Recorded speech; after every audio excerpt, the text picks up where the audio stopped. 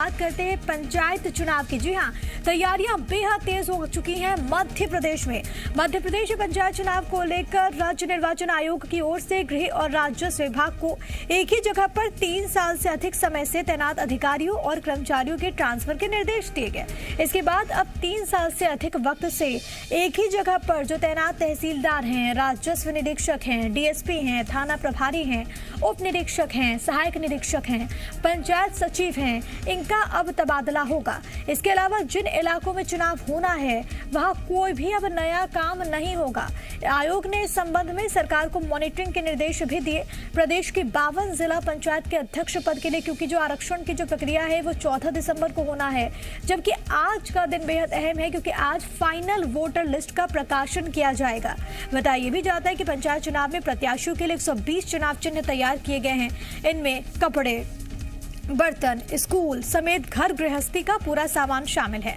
इनमें से जिला पंचायत के लिए 39, जनपद सदस्यों के लिए 23, सरपंच सदस्य के लिए 24, पंच के लिए 10 चुनाव चिन्ह रिजर्व किए गए। प्रदेश में जिला पंचायत सदस्य, सरपंच और पंच पद पर कुल 3,39,000 लोगों का चुनाव किया जाना है। प्रत्याशियों को शपथ पत्र में घर में शौचालय के संबंध में भी जानकारी देनी होगी। तो तैयारियां बेहद तेज हो चुकी हैं क्योंकि अब तो देखिए डेट्स भी अनाउंस हो चुकी हैं। 3 फेजेस में पंचायत चुनाव कराया जाएगा। फरवरी तक के संपन्न हो जाएगा। जनवरी में चुनाव होना है पहले फेज का, दूसरे फेज का भी इसी दरमियान होना है। लेकिन उससे पहले जो तमाम तैयारियां होती हैं वो यहाँ पर देखने को मिल रही हैं।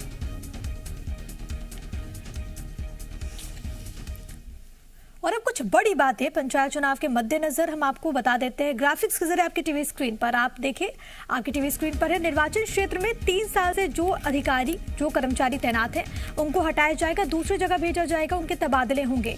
इसके अलावा इलेक्शन कमीशन ने गृह को और राजस्व विभाग को, दोनों डिपार्टमेंट्स को ये निर्देश जारी कर दिया है। पूरी तरीके से पारदर्शी व्यवस्था हो, ये कोशिश रहती है। निर्वाचन क्षेत्रों में कोई नया काम शुरू नहीं होगा, यानी कि जिन क्षेत्रों में चुनाव होना है वहां पर कोई नया काम शुरू नहीं होगा। मध्य प्रदेश में 23,000 ऐसी पंचायतें हैं जहां पर चुनाव होगा। 25 लाख से अधिक उम्मीदवारों के लिए 120 चुनाव चिन्ह तैयार किए गए हैं। क्योंकि दलगत चुनाव तो होते नहीं है, तो ऐसे में जो कैंडिडेट्स वहां पर आएंगे, नॉमिनेशन जिन्होंने फाइल जिनको करना है उनको चुनाव चिन्ह भी साइन किया जाएगा। और इसके लिए चुनाव चिन्ह यहाँ पर बनाए गए हैं। कपड़े, बर्तन, स्कूल समेत चुनाव चिन्ह में घर गृहस्थी का ये पूरा सामान है। इसी को दर्शाता हुआ चुनाव चिन्ह उन्हें मिलेगा। जिला पंचायत के लिए 39, जनपद सदस्य के लिए 23 चुनाव चिन्ह को रिजर्व किया गया है चुनाव आयोग की ओर से। सरपंच सदस्य के लिए इसमें 24 हैं, पंच के लिए 10 चुनाव चिन्ह होंगे जो कि रिजर्व्ड हैं। इसके अलावा जिला पंचायत, जनपद सरपंच और पंच के लिए कुल अगर बात करें मध्य प्रदेश में तो 3,39,000 पद हैं जिन पर होना है चुनाव। इसके अलावा उम्मीदवारों को शपथ पत्र में घर में शौचालय की भी जानकारी देनी होगी। तो ये एक व्यवस्था देखने को मिलेगी। आज का दिन बेहद अहम है क्योंकि आज जो वोटर लिस्ट है उसका प्रकाशन होगा। आपको मालूम है कि सरकार ने अध्यादेश लाया था जिसके जरिए 2019 में जो परिसीमन हुआ, आरक्षण की व्यवस्था, उसको रद्द किया गया था। 1200 ऐसी पंचायतें थी जो कि इसके साथ ही खत्म कर दी गई है। अब उनको लेकर भी ये जो फाइनल जो लिस्ट है, यानी कि वोटर लिस्ट का जो प्रकाशन होना है उसमें उसको भी समाहित किया जाएगा। कहाँ पर वो तमाम चीजें जाती हैं वो देखना होगा। 52 जिला पंचायत के अध्यक्ष पद के लिए जो 14 दिसंबर को आरक्षण की प्रक्रिया शुरू होने वाली है वो भी बेहद खास हो जाती है। 52 ऐसे जिला पंचायत के अध्यक्ष हैं के पद हैं जिन पर आरक्षण होना है। आकाश मेरे सहयोगी इस वक्त लाइव मौजूद है, सीधे उन्हीं का रुख करेंगे। आकाश, अब डेट्स के अनाउंसमेंट के साथ ही हम देख रहे हैं कि तैयारियां कितनी तेज हो चुकी हैं। गृह विभाग को, राजस्व विभाग को बाकायदा यहाँ पर निर्देश दिए गए हैं। 3 साल से अधिक वक्त से जो कर्मी हैं, जो अधिकारी हैं, उनको वहां से हटाया जाए, ट्रांसफर किया जाए, इस बाबत भी निर्देश दिए गए हैं। चुनाव चिन्ह को लेकर भी जानकारी है कि निर्वाचन आयोग ने उसको भी रिजर्व कर लिया है अलग अलग पदों के लिए।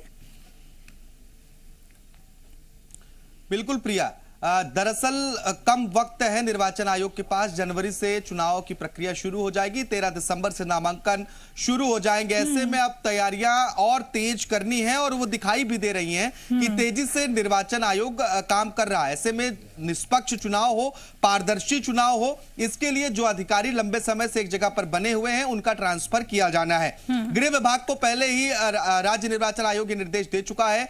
पुलिस अधिकारियों के ट्रांसफर कई पुलिस अधिकारियों को पहले ही हो चुके हैं और अब राजस्व विभाग को भी ये निर्देश दे दिए गए हैं राज्य निर्वाचन आयोग से कि जो अधिकारी पटवारी हो, एसडीएम हो और सचिव हो, जिनका कार्यकाल 3 साल से ज्यादा एक जगह पर पूरा हो चुका है, उनका स्थानांतरण किया जाए। और जो कई तैयारियां हैं, आज का दिन इसलिए खास है क्योंकि मतदाता सूची का, फोटो युक्त मतदाता सूची का अंतिम प्रकाशन आज हो जाना है। ऐसे में यह तय हो जाएगा कि कौन से मतदाता किस ग्राम सभा में, किस पंचायत में अपना मतदान करने वाले हैं। 14 तारीख तक आरक्षण की प्रक्रिया जो एक सीट के लिए की गई है, एक पद के लिए की गई है, वो पूरी हो जाएगी और इसके बाद चुनाव की अधिसूचना पहले ही जारी हो चुकी है, तो चुनाव समय पर हो पाएंगे अगर कोई भी हाईकोर्ट में अड़चन पैदा नहीं होती है। तो तैयारियां जोरों पर है, दलगत चुनाव नहीं है, इसलिए राज्य निर्वाचन आयोग ने हर बार की तरह इस बार भी चिन्हों को आरक्षित कर लिया है, चिन्हों को निर्धारित कर दिया है कि कौन से चिन्ह किस पद के लिए दिए जाने हैं। और बहुत महत्वपूर्ण है कि आदर्श आचरण संहिता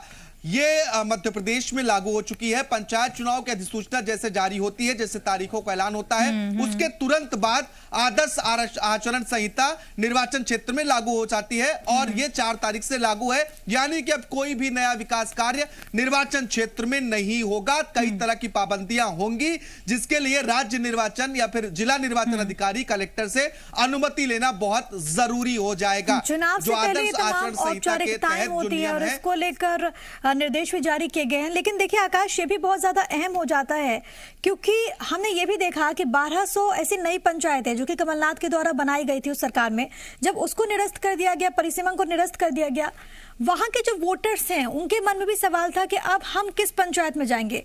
आज जो वोटर लिस्ट का प्रकाशन होगा तो ये तस्वीर भी स्पष्ट हो जाएगी। बिल्कुल प्रिया, क्योंकि 1200 पंचायतें नई बनी थी, इसमें बड़ी संख्या में वोटर्स होंगे और जिन्हें अपने नेता को चुनना है, जनप्रतिनिधि को चुनना है, गांव की सरकार बनानी है, तो उनके दिमाग में बात तो चली रही है आखिर उन्हें वोटिंग कहां करनी है। संभवतः 2014 में जिन पंचायतों में उनका नाम रहा होगा, जिन वोटर लिस्ट में उनका नाम रहा होगा, उसी बूथ पर और उसी पंचायत में वोटिंग कर पाएंगे, जिसकी स्थिति आज साफ हो जाएगी क्योंकि आज अंतिम प्रकाशन हो जाएगा फोटो युक्त मतदाता सूची का और सभी मतदाताओं का स्थान, जगह, बूथ और किस बूथ पर वोटिंग करनी ये स्पष्ट हो जाएगा क्योंकि 1200 पंचायतें खत्म हुई हैं और कई अन्य पंचायतें जो जिनके सीमा का विस्तार हुआ था, वहां के वोटर्स की भी स्थितियां क्लियर हो जाएंगी। आज का दिन महत्वपूर्ण है और आज आखिरी दिन है पंचायत चुनाव की वोटिंग के लिए जो मतदाता सूची प्रकाशित होनी है। यह मतदाता सूची फोटो युक्त होगी। बिल्कुल, तो फोटो युक्त ही ये मतदाता सूची होगी और बहुत ज्यादा खास हो जाता है। बहुत धन्यवाद आपका आकाश, तमाम बातचीत और जानकारी हम तक पहुंचाने के लिए। तो पंचायत चुनाव को लेकर सुगबुगाहट बेहद तेज है। हर एक अपडेट, हर एक जानकारी आप सिर्फ और सिर्फ जी मध्य प्रदेश छत्तीसगढ़ पर देख पा रहे हैं।